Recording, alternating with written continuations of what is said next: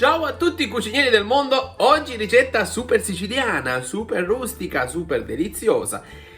Sanapuni e salsiccia, quella tipica, quella siciliana, tutto semplice, una ricetta flash che potete fare semplicemente in poco tempo con degli ingredienti davvero unici. Andiamo a vedere come cucinare.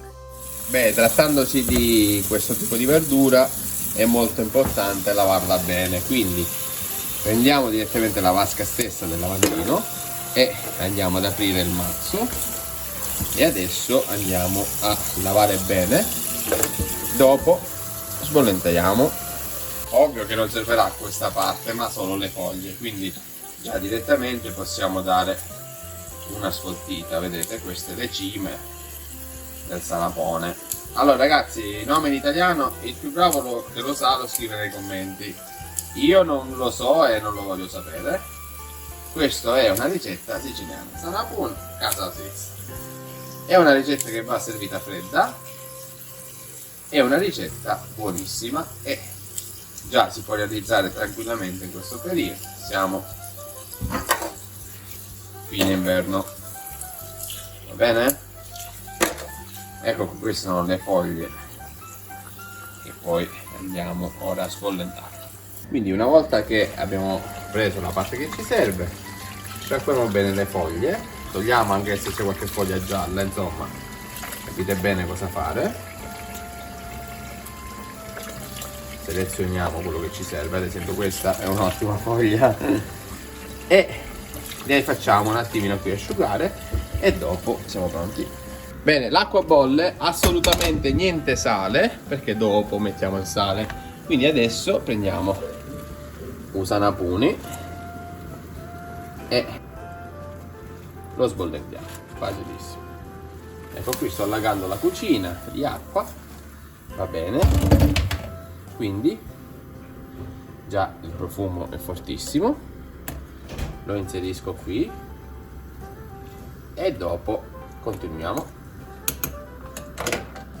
Adesso prendiamo una padella dove potremo mettere il coperchio e mettiamo come base il peperoncino, semplicissimo, e l'aglio.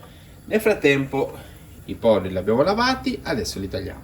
Così ragazzi, si tratta questi di porri biologici, quindi li abbiamo lasciati quasi interi e li tagliamo in modo grossolano.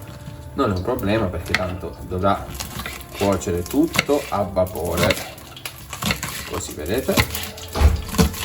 Nel frattempo già si possono mettere, e eventualmente potete mettere la cipolla bianca se non avete il cipollotto o porro, insomma fate voi ragazzi, sicuramente sapete benissimo cosa fare.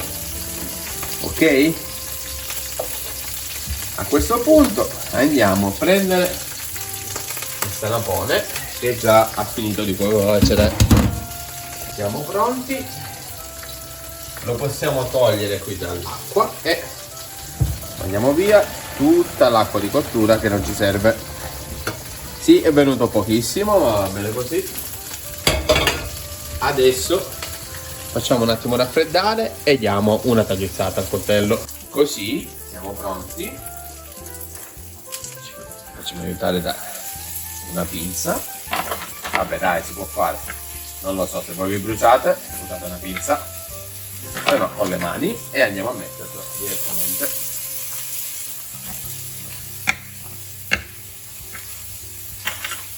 Abbastanza caldo, no?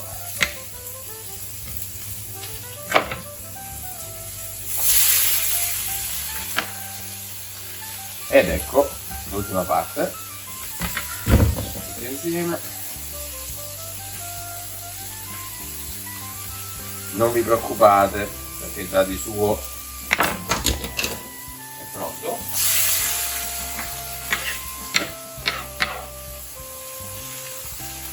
E andiamo in padella, così vedete ci siamo. Andiamo a stenderlo un po'. Cosa molto importante in questo passaggio adesso è mettere il sale. Allora, questa è una ricetta bella rustica, se volete potete mettere, potete tagliarlo più sottile, potete fare come volete. Io gradisco così. Allora, un bel filo d'olio, anche se non troppo, tra la carne. E adesso un bel pizzicone di sale. E andiamo a sistemare la salsiccia, così. Semplice, semplice. Ok? Vi ricordo, questa è la salsiccia siciliana. E salutiamo Gianmarco Mucia che ci provvede queste delizie. Nel frattempo proprio questo pezzo che lo mettiamo pure, va bene? Lo facciamo in un altro modo, va bene anche così. Ok, adesso si abbassa la fiamma e possiamo mettere il coperchio. Lasciamo per un 7-8 minuti, così la carne va a cucinare piano e all'interno ci saranno quei sapori e quegli aromi unici di questo piatto rustico. A dopo! Bene, dopo 10 minuti aumentate la fiamma e facciamo asciugare all'interno. Dovrà essere un po' asciutto tutto, così abbrustollisce anche la salsiccia e tutto prende più sapore. Bene, così tutto pronto, adesso impiattiamo e assaggiamo. Così vedete, l'abbiamo impiattato, piatto pronto, e adesso buon appetito a me. Davvero delizioso, ma che piatto, guardate qua, che spettacolo. Davvero una ricetta semplice che va accompagnata insieme a che cosa? Vi faccio vedere. Beh, dubbi non ce n'è, con del ottimo pane di casa. Ecco qui il classico gallo che si trova qui in Sicilia, nel Ragusano. Guardate qua, anche il forno a pietra ha lasciato i suoi segni. Bene, alla prossima video ricetta. Sentite già l'aroma? A presto. Se avete qualche domanda scrivete, lasciate un like, aiutatemi a crescere, azionate la campana. Ok, io corro a finire di mangiare tutto.